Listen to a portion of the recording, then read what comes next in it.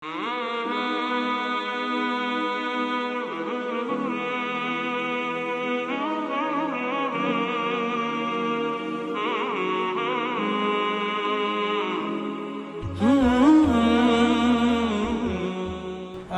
بالله السميع العليم من الشيطان الرجيم من همزه ونفخه ونفثه بسم الله الرحمن الرحيم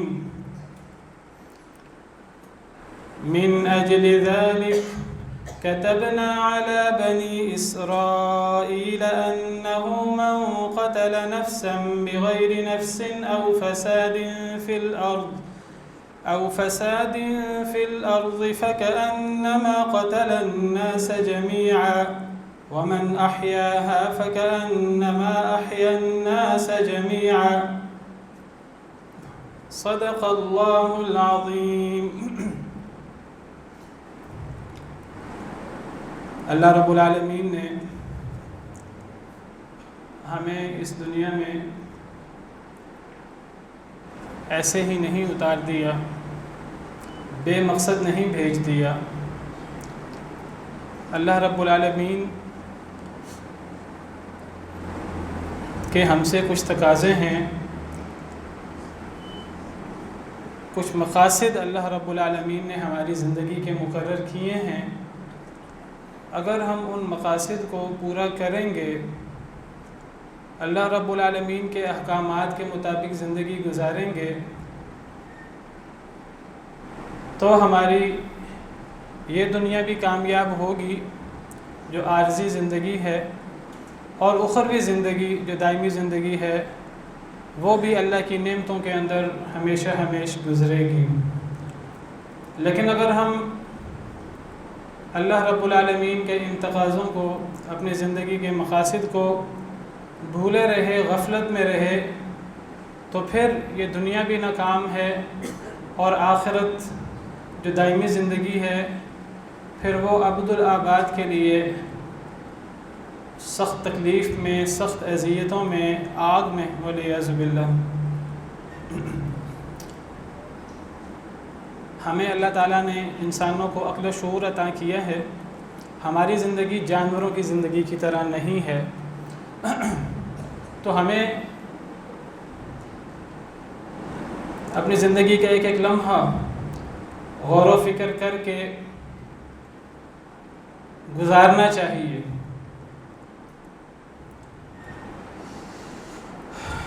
باقی مخلوقات میں سے انسان ایک ذمہ دار مخلوق ہے۔ اللہ نے انسان کو ایک بہت بھاری ذمہ داری، بہت بھاری امانت دی ہے، جس کو انسان نے اٹھایا ہوا ہے۔ یہ اتنی بڑی امانت اور اتنی بڑی ذمہ داری ہے کہ اللہ رب العالمین نے یہ ذمہ داری، یہ امانت آسمانوں، زمینوں، پہاڑوں کو پیش کی تھی، جو اتنی بڑی بڑی مخلوقات ہیں۔ لیکن اس بھاری ذمہ داری کی وجہ سے، اس کے اتنے بڑے ہونے کی وجہ سے انہوں نے یہ ذمہ داری کا بوجھ اٹھانے سے انکار کر دیا۔ پھر یہ ذمہ داری انسان نے اٹھا لی۔ انسان نے جب یہ ذمہ داری اٹھائی ہے تو اب انسان کو اس ذمہ داری کو نبھانا ہے۔ اگر انسان اس ذمہ داری کو نبھائے گا تو پھر انسان کا اتنا بڑا مقام ہے کہ وہ مقام پھر دیگر مخلوقات کا نہیں ہے، آسمان و زمین کا نہیں ہے۔ آسمان و زمین دیگر مخلوقات چھوڑے، فرشتوں کا بھی وہ مقام نہیں ہے۔ پھر انسان مسجود ملائک تب بنتا ہے جب وہ اس ذمہ داری کو اٹھائے۔ اللہ کی جنتوں کا حقدار تب بنتا ہے جب وہ اس ذمہ داری کو اٹھائے۔ اور اگر یہ ذمہ داری اٹھا کر انسان بھول بھال جائے، غفلت میں زندگی گزار دے، تو پھر انسان کا باقی مخلوق کے مقابلے میں جو ایک مقام، ایک مرتبہ ہے، وہ ختم ہی نہیں ہوتا۔ وہ باقی مخلوقات کے صرف برابر نہیں ہوتا، بلکہ وہ سب مخلوقات سے بدتر ہو جاتا ہے۔ اولئک کالانعام بل هم اضل، وہ جانوروں سے بھی بدتر ہو جاتا ہے جو اپنی زندگی غفلت میں گزارتا ہے۔ صحیح بخاری صحیح مسلم میں نبی کریم صلی اللہ علیہ وسلم کا ارشاد ہے آپ نے فرمایا کلکم راع وکلکم مسئول عن رعیتہ، اے انسانوں، اے بنی آدم، تم سب ذمہ دار ہو اور تم سب سے اپنی ذمہ داری کے بارے میں سوال ہوگا۔ ہر شخص ذمہ دار ہے۔ کوئی یہ نہ سمجھے کہ ذمہ دار تو وہ ہے جو گھر کا سربراہ ہے، ذمہ دار تو وہ ہے جس کے پاس، جو کونسلر ہے، جس کے پاس کوئی ذمہ داری ہے محلے کی، علاقے کی، کسی شہر کی، کسی وزارت کی، جو ایم پی ہے، ایم این اے ہے یا ملک کا سربراہ ہے، اس کے پاس کوئی وفاقی عہدہ ہے، صوبائی عہدہ ہے۔ ہر انسان ذمہ دار ہے۔ کلکم راع وکلکم مسئول عن رعیتہ، تم میں سے ہر فرد ذمہ دار ہے، اور صرف ذمہ دار نہیں ہے، پھر اللہ کے ہاں سوال ہونا ہے کہ تم ذمہ دار تھے اس چیز کے، تو تم نے کیا اپنی ذمہ داری کو ادا کیا ہے کہ نہیں کیا۔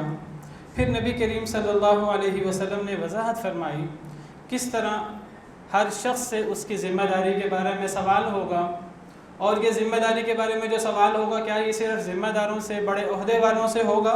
آپ نے مثالیں دے کر سمجھایا، فرمایا الامام راع، حاکم وقت ذمہ دار ہوتا ہے، ومسئول عن رعیتہ، جتنے اس کے ماتحت ہیں پورے ملک کی رعایا، وہ ان تمام کے بارے میں ذمہ دار ہے، اس سے ان تمام کے بارے میں سوال ہوگا۔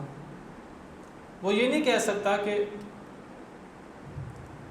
کہ مجھے پتہ نہیں لگا، میرے پاس فلاں اختیار نہیں ہے، فلاں چیز نہیں ہے، میرا فلاں محکمہ صحیح کام نہیں کر رہا، یہ مسئلہ ہے، وہ مسئلہ ہے۔ امام ذمہ دار ہے، ومسئول عن رعیتہ، اپنی رعایا کے بارے میں اس سے سوال ہوگا۔ فرمایا والرجل راع فی اہلہ، صرف امام کی بات نہیں ہے، صرف حاکم وقت کی بات نہیں ہے، ہر مرد، ہر انسان، ہر لڑکا، ہر مرد وہ ذمہ دار ہے، وہو مسئول عن رعیتہ، اس سے اس کی ذمہ داری کے بارے میں سوال ہوگا، جتنا اس کا دائرہ کار ہے، جتنا اس کا دائرہ اختیار ہے۔ پھر یہ معاملہ صرف مردوں تک ہی محیط نہیں ہے۔ فرمایا والمرأة راعیة فی بیت زوجہا، عورت بھی ذمہ دار ہے اپنے شوہر کے گھر کی، ومسئولة عن رعیتہا، اس سے بھی جو اس کے ماتحت ہیں، شوہر کا گھر، اس سے متعلقہ چیزیں، بچے، وہ ان کے بارے میں ذمہ دار ہے، اور اس سے قیامت کے دن سوال ہوگا، ہر مرد سے ہوگا، ہر عورت سے ہوگا۔ کوئی بڑے عہدے والا ہے، کوئی بالکل معاشرے کے اندر عام سی کوئی حیثیت رکھنے والا ہے، کوئی غریب مسکین ہے، اس مرد سے بھی سوال ہوگا، اس عورت سے بھی سوال ہوگا۔ پھر فرمایا کہ یہ معاملہ صرف یہاں تک نہیں ہے، والخادم راع فی مال سیدہ، جو خادم ہے، نوکر ہے، غلام ہے، وہ بھی ذمہ دار ہے۔ کس بات کا ذمہ دار ہے؟ اس کے مالک نے، اس کے آقا نے جو اسے ذمہ داری دی ہے، وہ اس ذمہ داری کے بارے میں وہ ذمہ دار ہے اس کا۔ ومسئول عن رعیتہ، اس کے بارے میں اس سے قیامت کے دن سوال ہوگا۔ ہر شخص ذمہ دار ہے، ہر شخص کے پاس ذمہ داری ہے۔ جس کے پاس جتنی بڑی ذمہ داری ہو، اس کو فوائد بھی اتنے حاصل ہوتے ہیں، اور اس پر ذمہ داری بھی اتنی بڑی ہوتی ہے۔ جو جتنے زیادہ لوگوں پر ذمہ دار ہو، جو جتنی بھاری ذمہ داری اٹھائے، وہ اتنے زیادہ فوائد کا بھی حقدار ہوتا ہے، اور اگر وہ اس ذمہ داری کو کما حقہ ادا کر دے، اس کا مقام بھی اللہ کے ہاں اتنا زیادہ ہوتا ہے، اگر وہ اس ذمہ داری کو صحیح ادا کرے۔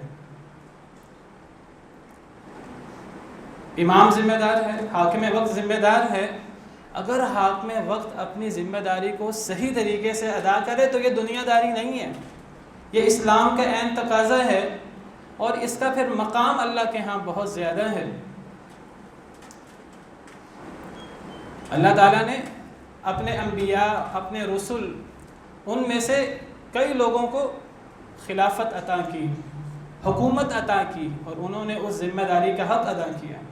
یا داود انا جعلناک خلیفۃ فی الارض فاحکم بین الناس بالحق، اے داود انا جعلناک خلیفۃ فی الارض، ہم نے آپ کو زمین میں خلیفہ بنایا ہے، فاحکم بین الناس بالحق، اب آپ کا کام، آپ کی ذمہ داری یہ ہے لوگوں کے درمیان حق کے ساتھ فیصلہ کریں، حق کے ساتھ عدل و انصاف کریں. وَلَا تَتَّبِعِ الْهَوَىٰ، خواہش کے پیچھے نہ لگنا. فَيُضِلَّكَ عَنْ سَبِيلِ اللَّهِ، آپ کو بھی وہ اللہ کے راستے سے دور لے جائے گی.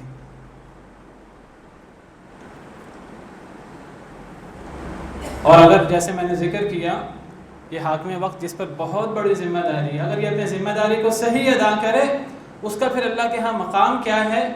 نبی کریم صلی اللہ علیہ وسلم نے ارشاد فرمایا کہ قیامت کے دن، صحیح حدیث ہے صحیح بخاری وغیرہ کی، کہ قیامت کے دن سورج ہمارے بہت قریب ہوگا، ہم سے 1 میل کے فاصلے پر، تقریباً 1 میل سے مراد 1 میل ہے دنیا والا، یا 1 میل سے مراد اس سے بھی قریب ہے، اللہ کو پتہ ہے.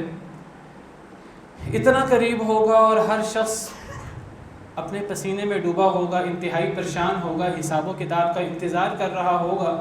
لوگ اپنے اپنے اعمال کے مطابق اپنے اپنے پسینوں میں، اپنی اپنی پریشانیوں میں، کسی کے پسینہ اس کے ٹخنوں تک، کسی کا اس کے گھٹنوں تک، کسی کا اس کی کمر تک، اور کوئی اس میں ڈبکیاں کھا رہا ہوگا والعیاذ باللہ.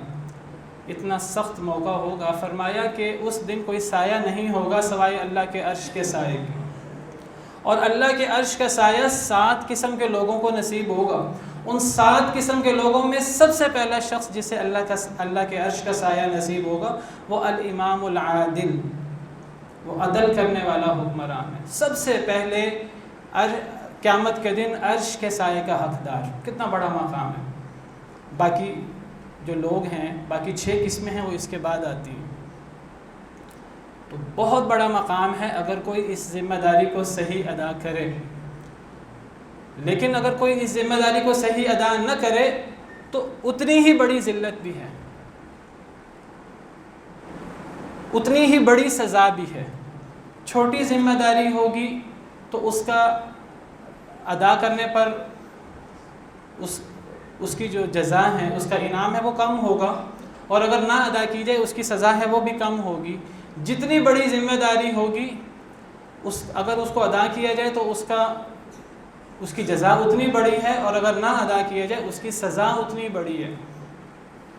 اسی لیے اللہ نے انسان کو اشرف المخلوقات تو بنا دیا، فرشتوں سے بھی افضل کر دیا، وَلَقَدْ كَرَّمْنَا بَنِي آدم. لیکن جب انسان، یہ تب ہے جب انسان اپنی اس ذمہ داری کا دھیان کرے، اس کو یاد رکھے، اس کے مطابق عمل کرے. جب یہ چھوڑ دیتا ہے اس کو تو پھر جانوروں کے برابر بھی نہیں رہتا، وہ جانوروں سے بھی ہر ایک سے بدتر ہو جاتا ہے. ثُمَّ رَدَدْنَاهُ أَسْفَلَ سَافِلِينَ إِلَّا الَّذِينَ آمَنُوا، سب سے بدتر ہو جاتا ہے. دین اسلام کا مطالعہ کریں، قرآن و حدیث کا مطالعہ کریں تو ہمیں پتہ لگتا ہے کہ ہمیں بڑی ذمہ داری لینے سے بچنا چاہیے. انسان کی خواہش نہیں ہونی چاہیے کہ میں بڑی ذمہ داری لوں اور مجھے بڑے اختیارات ملیں، مجھے دنیا میں بڑے فوائد حاصل ہوں. انسان کوشش کرے کہ اپنے آپ کو بڑی ذمہ داریوں سے بچائے. لیکن اگر کوئی مجبوری ہو، کوئی اس طرح کے حالات ہوں کہ پڑ جائے، پھر انسان کو اس ذمہ داری کو ادا کرنا چاہیے. پھر انسان کو اپنی ہر صلاحیت جو ہے وہ اس ذمہ داری کو ادا کرنے میں لگا دینی چاہیے. ویسے انسان کو کوشش یہ کرنی چاہیے کہ انسان فوائد کا، دنیاوی انعامات، دنیاوی منافع، دنیاوی فوائد کے پیچھے نہ پڑے. نبی کریم صلی اللہ علیہ وسلم نے سیدنا ابو ذر کو نصیحت فرمائی تھی. جلیل القدر صحابی ہیں، صحیح مسلم کی روایت ہے. آپ نے فرمایا، حضرت ابو ذر فرماتے ہیں کہ نبی کریم صلی اللہ علیہ وسلم نے مجھ سے فرمایا، یا ابا ذر، اے ابو ذر، اراک ضعیفا، میں تجھے کمزور خیال کرتا ہوں. وانی احب لک ما احب لنفسی، میں تیرے لیے وہ چیز پسند کرتا ہوں جو میں اپنے لیے پسند کرتا ہوں. لا تأمرن علی اثنین، 2 لوگوں پر بھی حکمران نہ بننا، 2 لوگوں پر بھی فیصلہ نہ کرنا. ولا تولین مال یتیم، کبھی یتیم کے مال کا سرپرست بھی نہ بننا. بڑی ذمہ داری ہے، اگر یہ ذمہ داری ادا نہ ہوئی تو اس کا وبال بہت بڑا ہوگا. 2 لوگوں پر بھی حکمران نہ بننا. نبی کریم صلی اللہ علیہ وسلم کے نصیحت سیدنا ابو ذر کو. ایک اور حدیث میں صحیح مسلم میں ہی سیدنا ابو ذر فرماتے ہیں، میں نے عرض کیا، یا رسول اللہ الا تستعملونی، اے اللہ کے رسول آپ مجھے گورنر کیوں نہیں بنا دیتے؟ آپ مجھے کسی علاقے پر حاکم کیوں نہیں بنا دیتے؟ فضرب بیدہ علی منکبی، آپ نے اپنا ہاتھ میرے کندھے پر رکھا، میرے کندھے پر مارا، اور آپ نے فرمایا یا ابا ذر انک ضعیف، اے ابو ذر تم کمزور ہو، وانھا امانۃ، اور یہ ایک بہت بڑی امانت ہے، ایک بہت بڑی ذمہ داری ہے، وانھا یوم القیامۃ خزی وندامۃ، اور قیامت کے دن یہ رسوائی اور ندامت ہے، پیشمانی ہی پیشمانی ہے قیامت کے دن، الا من اخذ بحقها، سوائے اس شخص کے جو اس کا حق ادا کرے، وَأَدَّى الَّذِي عَلَيْهِ فِيهَا، جو اس کی ذمہ داری ہے اس ذمہ داری کو ادا کرے تو بچ جائے گا، بلکہ اس کا مقام بھی ہوگا، لیکن اگر ادا نہ کیا، اور اکثر لوگ ادا نہیں کرتے ذمہ داری، تو پھر قیامت کے دن یہ رسوائی ہی رسوائی ہے، یہ پیشمانی ہی پیشمانی۔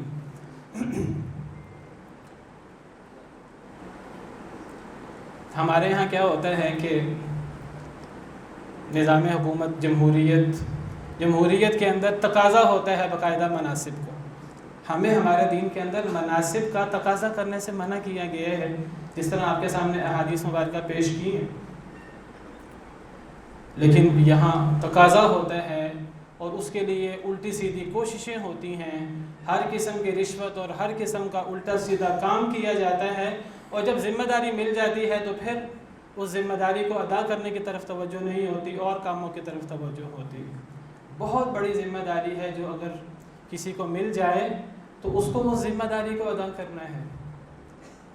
سیدنا عمر رضی اللہ عنہ، سیدنا ابوبکر صدیق نے ان کو خلیفہ نامزد کر دیا، اور وہ خلیفہ بن گئے، وہ چاہتے نہیں تھے، لیکن اب ایک ذمہ داری ان پر پڑ گئی، پھر انہوں نے اس ذمہ داری کو کس طریقے سے ادا کیا اور کتنی وہ ذمہ داری کا بار اپنے اوپر محسوس کرتے تھے۔ ایک دفعہ قحط پڑ گیا حضرت عمر کے دور خلافت میں، تو جب تک وہ قحط رہا تو حضرت عمر نے اپنے اوپر گھی، اس طرح کی چیزیں حرام کر لیں کہ جب میری عوام یہ چیز نہیں کھا سکتی تو میں یہ چیز کھا کے میں اپنے آپ کو جسٹیفائی کیسے کروں گا؟ میں ذمہ دار ہوں، اپنے عوام کا قحط ہے، ٹھیک ہے، اللہ کی طرف سے ایک آزمائش ہے، لیکن میں ذمہ دار ہوں، مجھے اس قحط کو دور کرنے کی کوشش کرنی ہے، اپنے اوپر جو ہے وہ گھی اور اس قسم کی چیزوں کو منع کر دیا، روک دیا، جب تک قحط دور نہ ہو تب تک میں گھی استعمال نہیں کروں۔ وہ فرمایا کرتے تھے کہ اگر فرات کے کنارے ایک بکری کا بچہ یا ایک کتے کا بچہ، جو بھی الفاظ ہیں، اگر وہ مر گیا تو میں ذمہ دار ہوں، مجھ پر اس کی ذمہ داری ہے، مجھ سے اس کے بارے میں سوال ہوگا۔ یہ ایک احساس ہے ذمہ داری کا، جب یہ ذمہ داری کا احساس ہوتا ہے پھر انسان اس ذمہ داری کو نبھانے کی کوشش کرتا ہے، اور جب انسان خود عہدہ حاصل نہ کرے، خود عہدے کی طلب نہ کرے، تو پھر اللہ کی طرف سے مدد بھی ہوتی ہے، اور پھر اللہ نے کیسی مدد فرمائی، اور پھر کیسی ایک جو ہے وہ خلفائے راشدین کے دور میں، اور پھر یہ جو ہے وہ ایک سلسلہ قائم ہوا، ایک مثالی خلافت، ایک مثالی نظام حکومت قائم ہوا، جس کی مثالیں آج تک دی جاتی ہیں۔ ہمارے ہاں کیا ہے کہ ہمارے ہاں کتنے لوگ، ان کے ساتھ زیادتی ہوتی ہے، ان کے ساتھ ظلم ہوتا ہے، ان کا مال لوٹا جاتا ہے، ڈاکہ زنی ہوتی ہے، قتل و غارت ہوتی ہے، اور حکومت کو کوئی احساس ہی نہیں ہے۔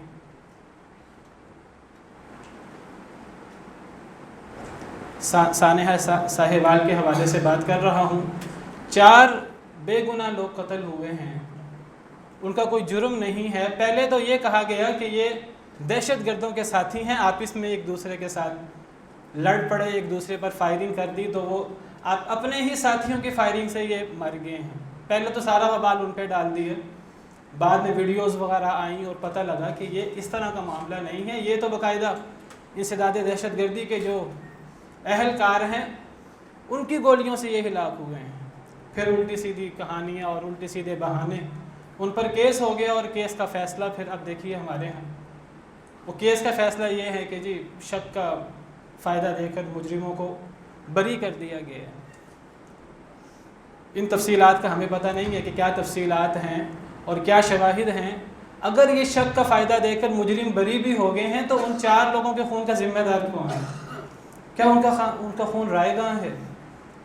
اسلام کے اندر مسلمان چھوڑیے، ایک انسان کے خون کی کتنی اہمیت ہے، کتنا وزن ہے۔ ایک انسان چاہے وہ ایک کافر ہی کیوں نہ ہو، میں نے جو اپنے خطبہ کے شروع میں آیت کریمہ تلاوت کی ہے، اللہ تعالیٰ نے سیدنا آدم علیہ السلام کے 2 بیٹوں کا قصہ ذکر کیا، اور پھر اللہ نے فرمایا من اجل ذلک کتبنا علی بنی اسرائیل انہ من قتل نفسا بغیر نفس او فساد فی الارض فکأنما قتل الناس جمیعا.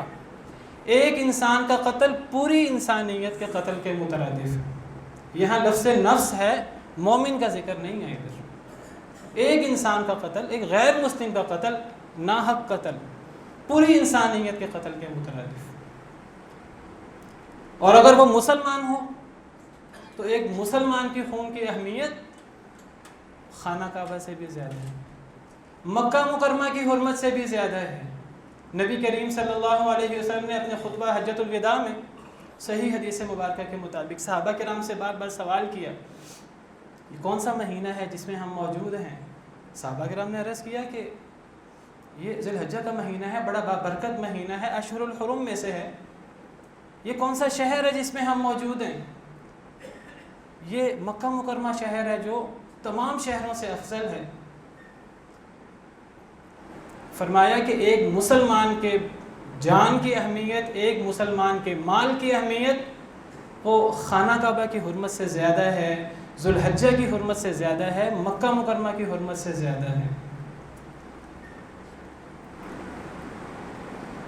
اگر کوئی شخص قتل کر دے کسی مسلمان کو تو قصاص ہوگا، اس کا بدلہ ہوگا، الا یہ کہ مقتول کے ورثاء معاف کر دیں، اس کا خون رائے گاہ نہیں ہو سکتا.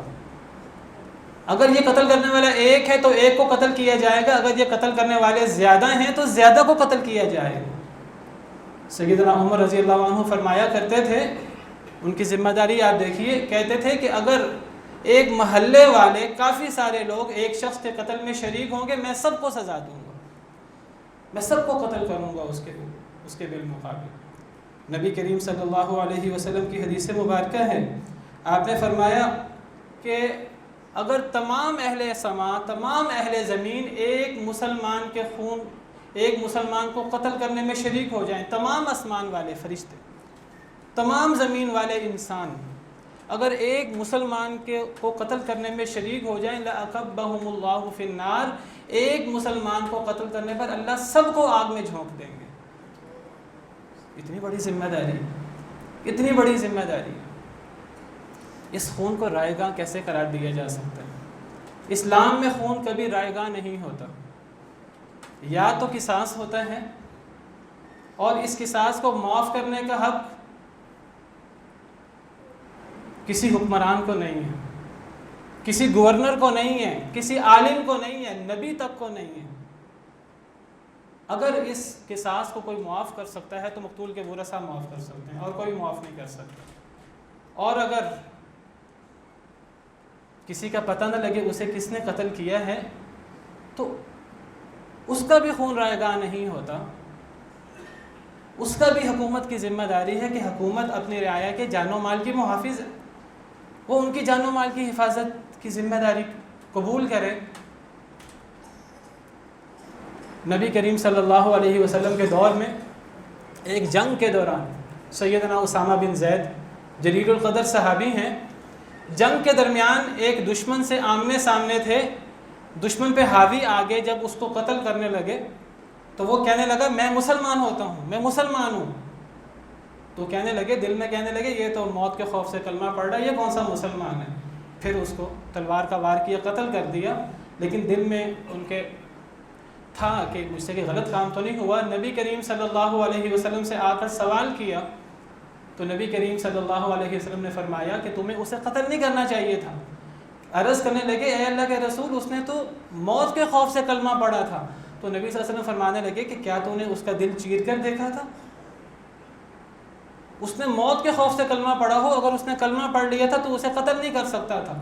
آپ ہی اپنے الفاظ دہراتے رہے اور حضرت اسامہ بن زید کہتے ہیں کہ میرا دل کیا کاش کہ میں کافر ہوتا، مسلمان ہی نہ ہوتا، اور آج میں کلمہ پڑھ کر مسلمان ہوتا، اللہ میرا یہ جرم مجھ سے دور کر دیتے. تو کوئی قتل ہو جائے تو اس کے قتل کی کتنی مذمت ہے. شک کا فائدہ دے کے ملزم تو بری ہو گئے ہیں ان 4 لوگوں کا، اور ملک کے اندر جو اتنے قتل ہوتے ہیں، اتنے لوگوں کی چوری ہوتی ہے، ڈاکہ ہوتا ہے، ذمہ دار کون ہے؟ حکمران ذمہ دار ہے.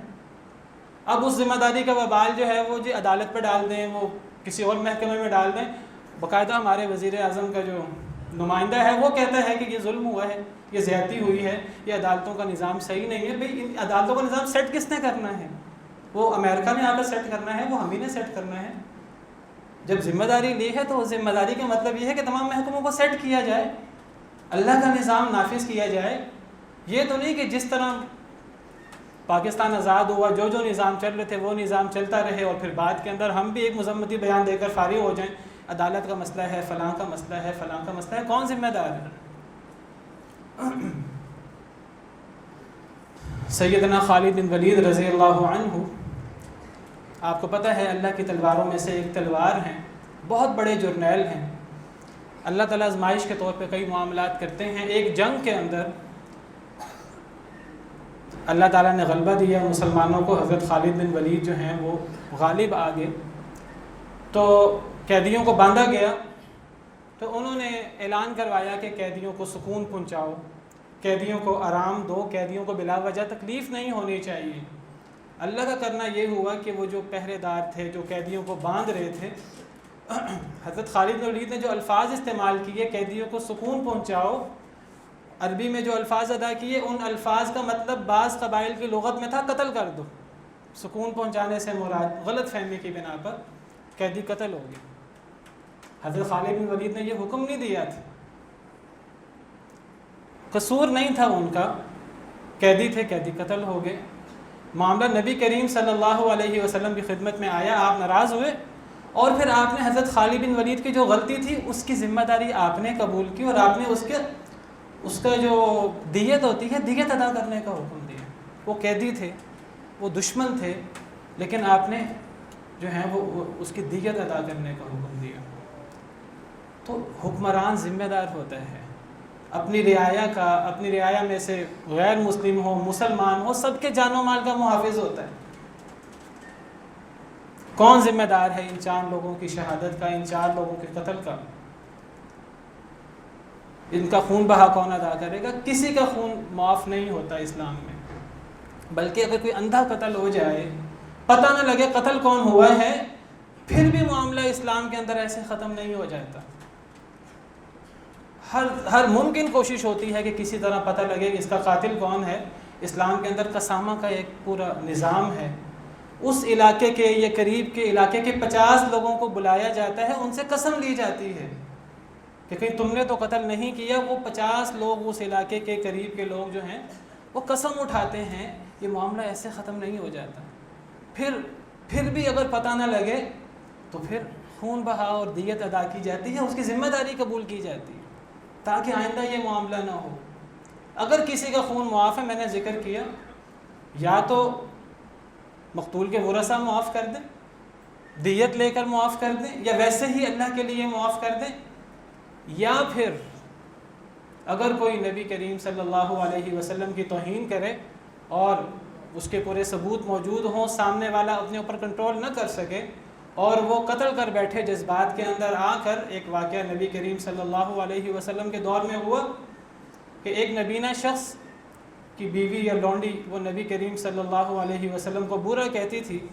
اس سے برداشت نہ ہوا، اس نے اس کو قتل کر دیا.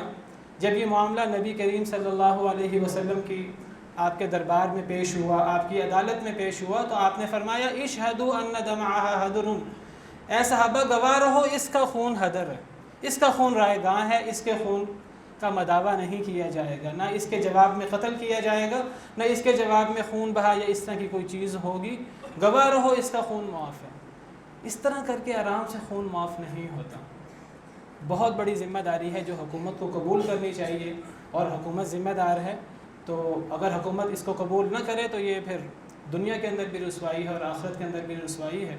اللہ سے دعا ہے کہ اللہ تعالیٰ حاکم وقت ہو یا انسان کہیں بھی ذمہ دار ہو، اگر وہ ذمہ دار حکومتی اداروں میں ہے، حکومتی عہدوں میں ہے، اگر کہیں بھی ذمہ دار نہیں ہے تو اپنے گھر کے اندر تو ذمہ دار ہے. جیسے میں نے حدیث مبارکہ بیان کی، ہر مرد سے سوال ہونا ہے اس کی ذمہ داری کے بارے میں، ہر عورت سے سوال ہونا ہے اس کی ذمہ داری کے بارے میں، اور حکمران اور مرد عورت چھوڑیں، ہر خادم اور ہر غلام سے سوال ہونا ہے اس کی ذمہ داری کے بارے میں. اللہ سے دعا ہے کہ اللہ تعالی ہمیں اپنی ذمہ داریوں کو پہچاننے کی اور پھر ان کا حق ادا کرنے کی توفیق عطا فرمائے۔ وآخر دعوانا ان الحمد للہ رب العالمین۔